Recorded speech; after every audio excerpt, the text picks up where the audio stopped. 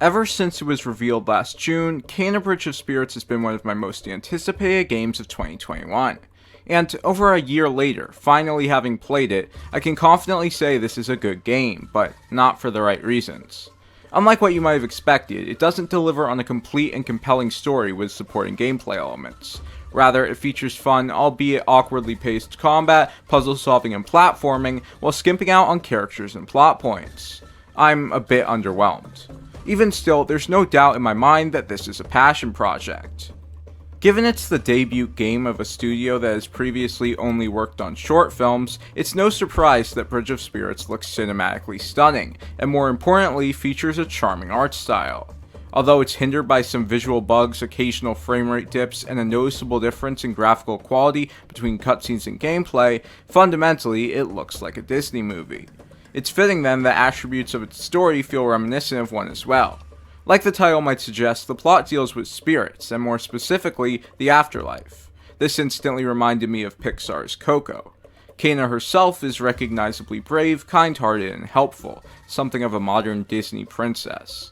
And the other characters you meet have emotional stories to tell that accent your unfolding journey, which is just a generally important quality for a film to have. Unfortunately, Bridge of Spirits takes too much inspiration from movies without accounting for the consequences of it not being one. Because you take the role of one, it's much more important that the protagonist of a video game is given enough depth to ensure the player's sympathy.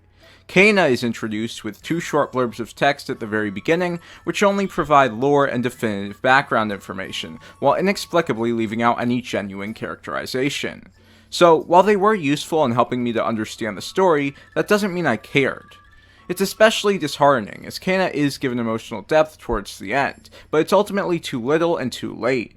This is mostly because consequential story beats that would relate entirely to her are replaced by episodic storylines for characters along the way who pad out the game with trivial mission objectives. All in all, the open structure of a game not only disservices what should otherwise be a solid story, but influences it for the worst, the only redeeming quality being incredible voice acting. Awkward structure is not only applied to the narrative, but exploration as well. In traversing the vast and gorgeous locales, which feature enemies that you don't need to fight, houses you don't need to enter, and collectibles you don't need to find, you'll start to think, wait, is this an open world game? The answer is yes and no. Of course, the most indicating factor that it is one is a map, which features fast travel spots. However, these are only included as a means of getting back to where you need to go once you finish a quest, and are practically required to use. Otherwise, they are helpful in rectifying the issue that this is a linear game in a sprawling world. It's honestly hard to argue that this isn't an open world game due to a sense of linearity, as titles such as those from Rockstar and Ubisoft have trouble when it comes to giving players freedom in certain areas. That said, Kena's restrictions are much more prominent, and meaningful exploration less so. But that is by no means an issue on its own, as the world is striking enough from a not so interactive standpoint. The only caveat is that external elements to make it feel more alive can distract from the intended direction for the player to go in.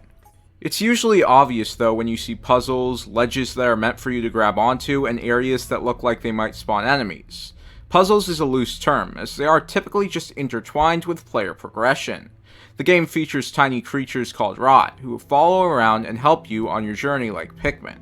However, unlike in Pikmin, they're not very noticeable. They share the same purposes, but many of which are toned down. For example, numbers aren't involved, rather a simple button prompt for having the designated number of Rot pick up an object. Once they do so, you can easily guide them to where they need to go, as enemies are not present in the same locations as puzzles. There are some examples of more demanding individual puzzles of larger scale, involving platforming and covering more ground. These could sometimes be frustrating, but solving one was always satisfying and never came with a feeling of having been cheated. Combat is prioritized over everything though, and for good reason. It's easily the game's best aspect, and it never gets old. Enemies are indeed recycled and not so inspired to begin with, but they're distinct from each other.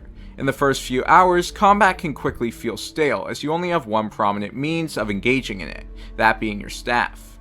However, just this first weapon packs a strong attack and a light attack, which might not sound like much, but balancing them out is very important. You also have the Rot, which again don't feel very useful as they're only used for special attacks and gaining health through a limited number of healing sources. There's also a Shield and a Parry, the latter of which is extremely useful in boss fights, as it can be executed to avoid practically any health bar shattering attack, with few limitations. Although it does require precise timing, it can be used to blaze through encounters, and there are not many things as satisfying as being able to punish a boss after every attack without taking any damage. Another defensive option is your dodge roll, which really doesn't require any further explanation. Aside from these base mechanics, you have a skill tree, which provides new perks for already existing weapons. More importantly, along the way you'll unlock a bow and arrow and a bomb, both of which allow for new playstyles and are fundamental to player progression and puzzle solving as well. Among all of its components, the combat stays fresh until the very end of the last boss fight. Kena really is just another one of those games with an unrealized story and structural oversights, carried by second-to-second gameplay and surface-level elements. That may sound far too specific, but I've had this gripe with at least a quarter of the games I've reviewed so far. This one is special though, because I deliberately was hoping for the exact opposite, aside from less than stellar art direction, and am still somehow relatively satisfied. I forgot to mention a certain game-breaking bug which halted my progress and forced me to reload an old save file, inevitably setting me back a productive 30 minutes. Even then, however, I felt no pain doing what I already had done, in part because I knew what to do, but also thanks to the few, yet majorly important redeeming factors of this game.